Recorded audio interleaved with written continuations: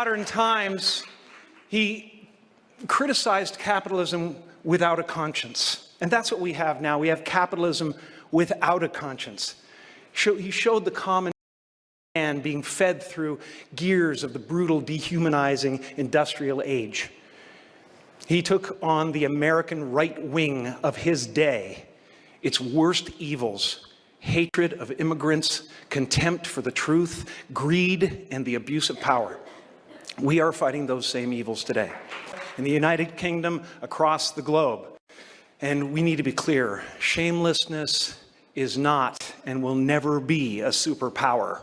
Jim Carrey recently called Trump a rabid dog, a bold move that goes beyond his usual comedic antics. He's not just making silly faces anymore, he's delivering a barrage of sharp political commentary that's leaving even the mega crowd scratching their heads. Carr's roast takes a surreal turn, comparing Trump to a star in his own twisted Truman Show, complete with flying monkeys and tinfoil hats.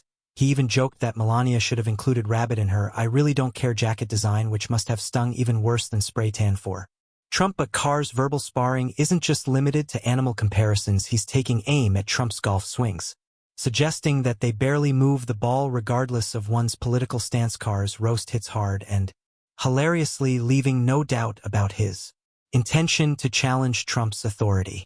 Stay tuned, folks, as this circus continues to unfold. Will Trump tweet himself into another meltdown, or will Jim Carrey paint him as toast once again? Either way, this political showdown is far from over. This administration is a rabid dog, and it's turning us upside down. And all, you know, as far as I'm concerned, it's as obvious as the nose on your face. I mean, a lot of it, really, truly. Yeah, that is a way. My secret is making the wrong choices, but committing completely. No, I don't think you have. My favorite movie, and I love many of them, is Cable. Trump is toast. I like that one. Yeah, man. And so you just kind of digest the news of the day. It's an affirmation. Working, not working.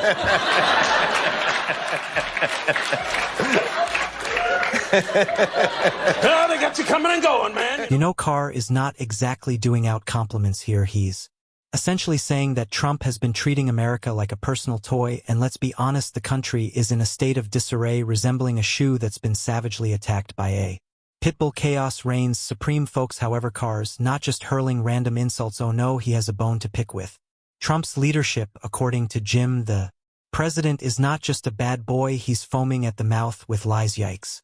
That's not just a mild criticism, it's a full-blown inferno. And here's the kicker: Carrey isn't laughing, he's genuinely concerned that Trump's actions are tearing the country apart like an old tennis ball left in the yard for too long. You know, the kind that's frayed, soggy, and practically useless. These really negative forces like the Steve Bannons of the world are convincing us that we're separatists. You can make a bad decision about a candidate. It's not who you are. It doesn't mean you're dumb. It doesn't mean you're different. It doesn't mean, you know, the trouble with what's happening right now is Jim Carrey asserts that this is America right now. And honestly, he might be on to something. The country is in a state of disarray, just like Trump's comb-over in a hurricane. But here's where it gets interesting. Jim believes that Trump is biting off more than he can chew, and if there's one thing we know from The Mask, it's that Jim is an expert on oversized jaws. So when he says Trump has too much on his plate, yeah, he's probably right. It's like watching a chihuahua attempting to eat a steak. It may seem amusing at first, but then you start worrying that it might choke, or even tweet about its predicament while choking. That's a classic Donnie Diapers move: stress eating democracy while blaming everyone else for indigestion. Carrey isn't just throwing shade, he's serving up a whole buffet of truth bombs.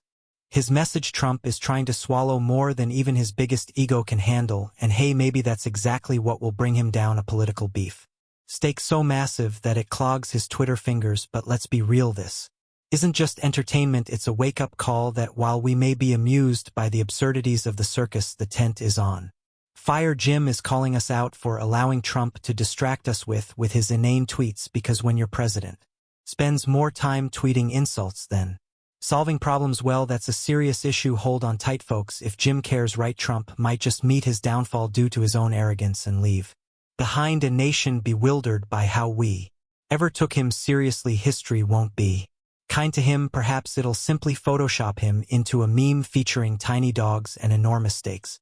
About what's going on right now. There are generations growing up right now who are learning to lie, that lying is okay, that we are parentless, you know, and we are babysat by the television, we're taught how to think by the television. That's the dangerous time.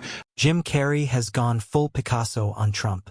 Transforming silly faces into serious satire, his latest art series comprises paintings of Trump as various characters such as a wicked witch and a piece of toast. Yes, a piece of toast. Apparently Carrey believes Trump has become a bit crusty these days. In one of his masterpieces, Trump is seen hanging out with flying monkeys, a fusion of Wizard of Oz and The Apprentice, but with more red ties and less ruby slippers. Critics are divided. Some hail it as brilliant satire, while others criticize it as being meaner than the doodles of a high school bully. Regardless of one's opinion, Carrey's art is gaining widespread attention, generating more buzz than his recent movies. Sonic cough. During an appearance on Bill Maher's show, Carrey delivered a candid critique, calling Trump's presidency a carpet bombing of outrage. He's not just portraying Trump as a witch, he's portraying the stress. You know what I mean?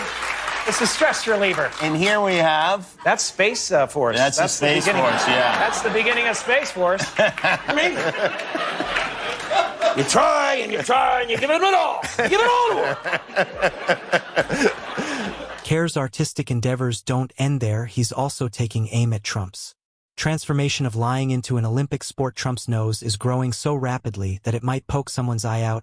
He joked, however, beneath the humor lies a serious concern. Carrey worries that Trump's normalization of dishonesty is teaching children that lying is acceptable. He warns we're raising a generation of many Trumps. So is Jim Carrey merely blowing smoke? Perhaps. Regardless of his accuracy, he's certainly generating conversations and laughter about politics, a remarkable accomplishment in today's divisive climate. Jim Carrey has embarked on a new mission, this time not chasing lost pets but rather delving into America's profound divide. However, can the man who once communicated through his butt cheeks truly resolve our nation's unity crisis? Armed with a magnifying glass, Carrey has uncovered a perplexing truth: we're more divided than a pizza at a Weight Watchers meeting. Apparently a staggering 77% of Democrats and 83% of Republicans harbor the distasteful opinion that the other side reeks of skunk spray, yet Carrey refuses to accept this divisive narrative. He asserts that we're all merely humans wearing different colored team jerseys, emphasizing our shared humanity. However, some may dismiss his perspective, suggesting that he should focus on his comedic talents rather than addressing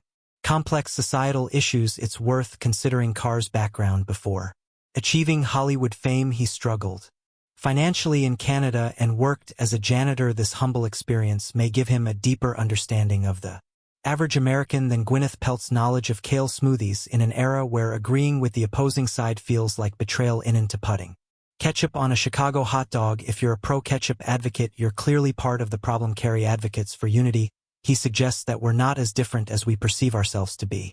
This notion of unity is almost as comforting as imagining Donald Trump with a normal skin tone, a thought that for now we'll gladly embrace. But wait, there's more. Jim, in a surprising turn of events, is trading in his Ace Ventura badge for a tinfoil hat. His latest theory is that Trump's America is a grand Truman Show and we're all extras while Trump remains the star. Oblivious to the cameras, are those tweets coming from a writer's room? Could Melania be secretly the director, explaining her "I really don't care" jacket? Jim is concerned that we're being babysat by TV.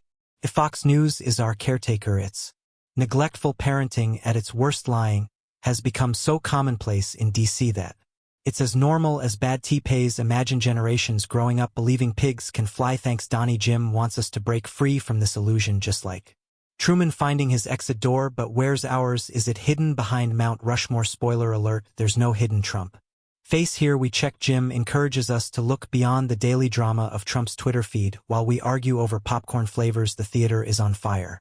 This is a classic Jim move, reminding us that there's a world beyond our screens. Hit that subscribe button, leave a like on this video. If you stuck around the end, drop a blue heart in this comment. And until next time, I will see you soon.